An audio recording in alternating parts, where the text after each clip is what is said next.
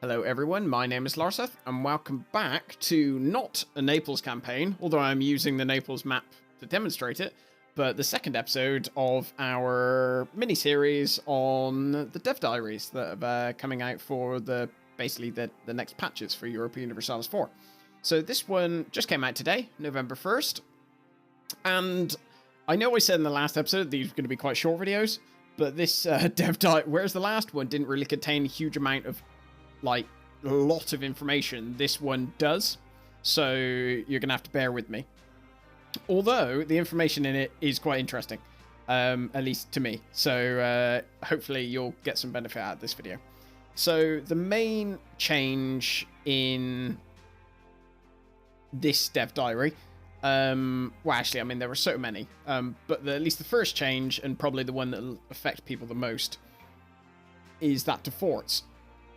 So currently, the way forts work is a little bit confusing.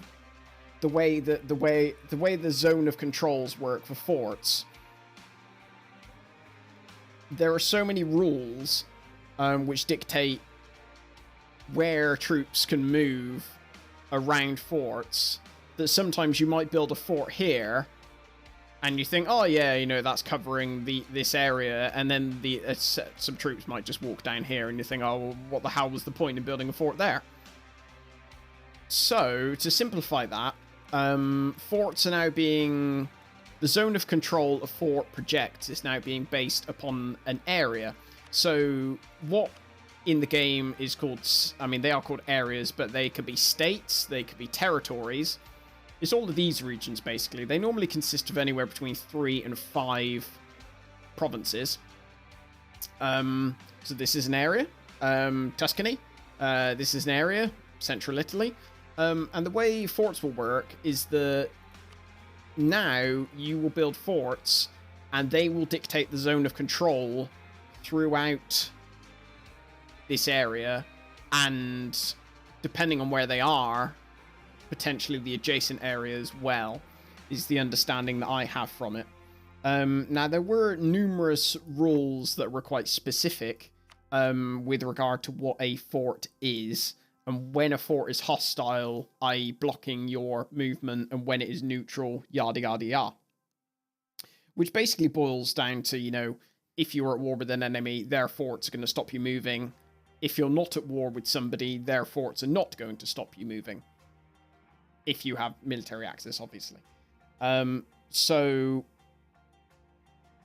those are all in the actual dev diary, so I might put the link to that in the description, just because if you want a bit more detail on it, it's in there, but I don't think it's necessary for this video. As a result of this, obviously, you've got quite a lot of areas and territories and states. There'll be quite a few more forts you'll be building, and as we all know, forts are really expensive. So what they've done, because of this increase in the number of forts that people will be having, is they've reduced the maintenance on them.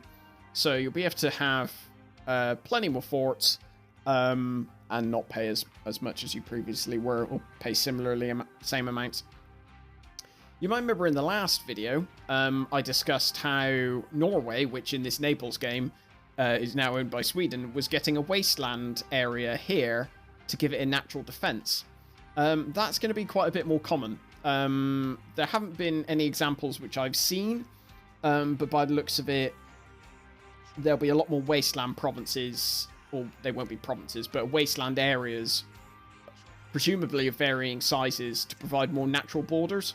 So that basically, you know, you have a natural defense in a certain area you don't have to build forts on.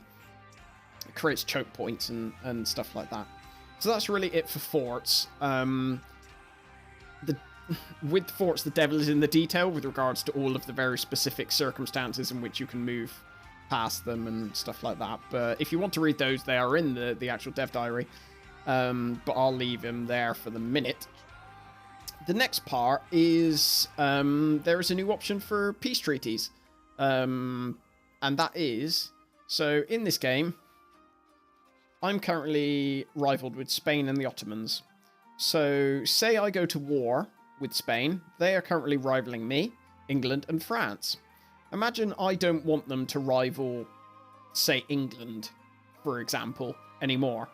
there's a new option in the peace treaty where I can force them to remove one of their rivals.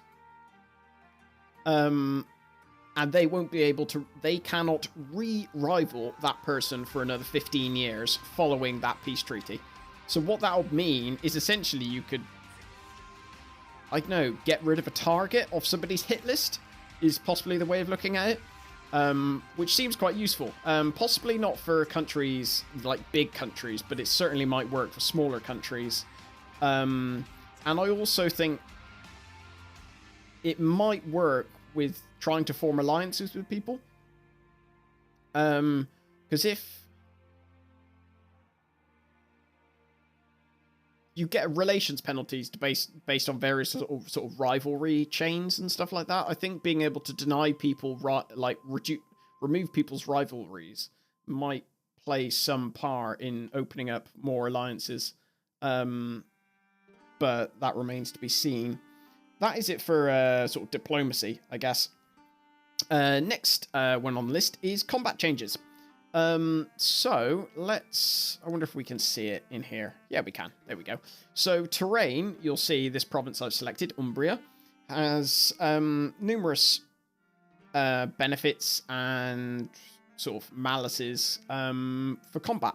One of them is combat width. And essentially what that does is it means that only a certain number of your troops can fit in one line, one fighting line. I wonder if it says, so currently I can have 32 troops in a line, is what that says. And Umbria reduces that number by 25%.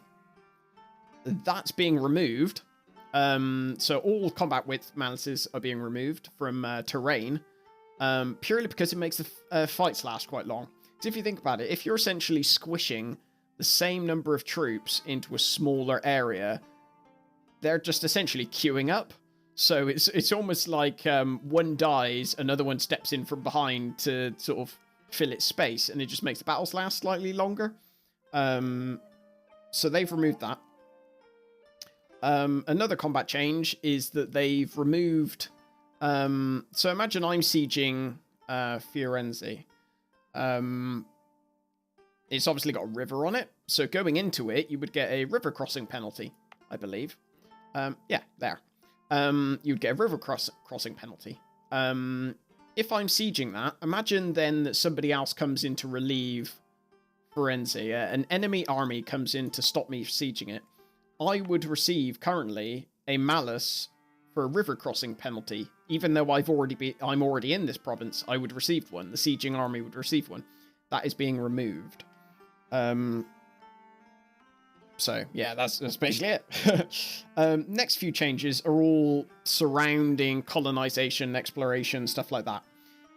So if we go and look at the idea groups, is the main things that are changing. Let's find it. Where is it? Basically, there we go. Exploration ideas. You get a casus belli against primitives, and exploration. You get a permanent casus belli against less advanced nations in Asia and Africa. So both of those casus belli are being removed. Wow, they're being removed, but they're being, I think, changed. Purely because with the way the institution system works now, the whole less advanced thing doesn't really work as well. And primitive nations doesn't really work as well as sort of defining term. So they are being rejigged. With regards to the idea group, what is replacing them rather. So obviously getting rid of the casus belli. So for exploration, rather than the casus belli, you will be able to fabricate claims on another continent that is in your... Sorry, let me start again. Exploration now allows you to fabricate claims on another continent that is in your capital in a colonial region. So basically, it allows you to fabricate claims much further than you previously were able to. And then expansion is the same, but for trade companies. So that still fits the theme of primitives is mainly North Africa. So that's why it's sort of colonial region sort of based, the new finisher, and that one's Asia and Africa based, which is why it's trade company based. But that is it for the idea groups. The only other thing which I can't show you yet, I might be able to show you. So you'll see you got the settler chance here. So whenever you colonize a colony, you send a colonist there, and it increases the settler chance. Generally speaking, the colonist provided a base increase, and that would never change. It would just it just made sense to keep a colonist there consistently the whole time. Now, the way it's working is that the bigger a colony gets, the less effect a colonist has on increasing that settler chance. Whether or not that means that it makes sense to then go and start a new colony, I don't know.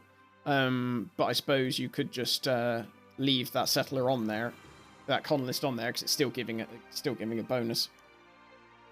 That's it for colonization. And the next bit, I told you it was a long one. It's quite a lot of stuff in this development diary. The next one, I mean, luckily the rest of it is all sort of individual points.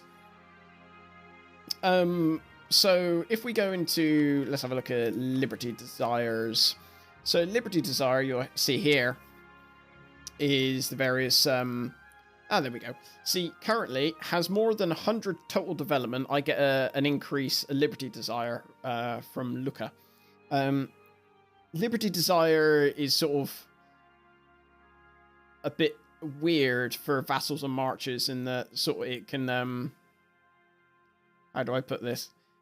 There are almost these sort of invisible sort of thresholds which you cross, and then suddenly your vassals start becoming rebellious and you have no idea what caused it. Now it's basically changing, so the Liberty Desire of vassals and marches are scaling purely on development. So rather than crossing a threshold, it will just scale gradually. So rather than this, I've got 100 total development, instantly that's plus 25%. Instead, it will just gradually curve up as they get more development. Score, I'm 4th in my game. Score, I don't particularly care about score, but some people do. The change to that is that with the new Great Power system coming into the game, in the last patch, the most recent expansion, basically currently there's no sort of recognition for that in terms of score. So you've become a great power and the score system, so like, what, we don't care.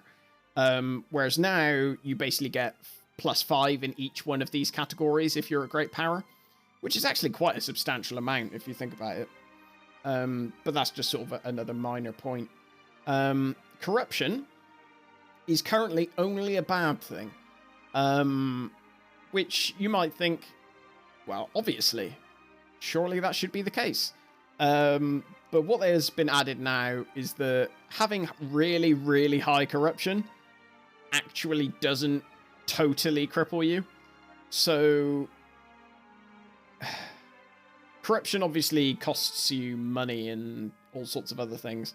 But I mean, now it at least has a bonus. So when you're at 100%, like 100 corruption, which is the maximum, you get -20 unrest. So you're not likely to have any rebellions. You're just not going to be doing really that well in any other sense. It'll affect your minimum economy, spy network construction, power costs, everything pretty much. But at least you won't have rebels. What else? Buildings is another one. This one I can show you.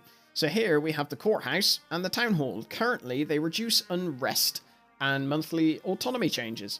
The monthly autonomy change is staying, as far as I'm aware, but rather than reducing unrest, it will be reducing state maintenance. So each state costs you a certain amount of money to run.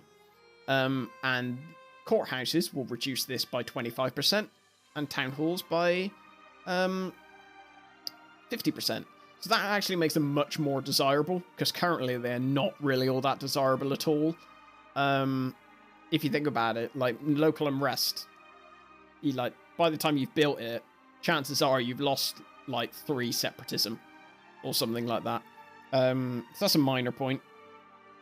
With regards to, I mean, that's sort of really it with regards to the changes that they've announced. I mean, they did sort of, I don't know, mention a few of the things which they will be talking about in the next development diary, such as if you have rights of man, trade goods will provide a local benefit. So depending what trade good you have, like it will actually benefit you in some way rather than just being a monetary gain.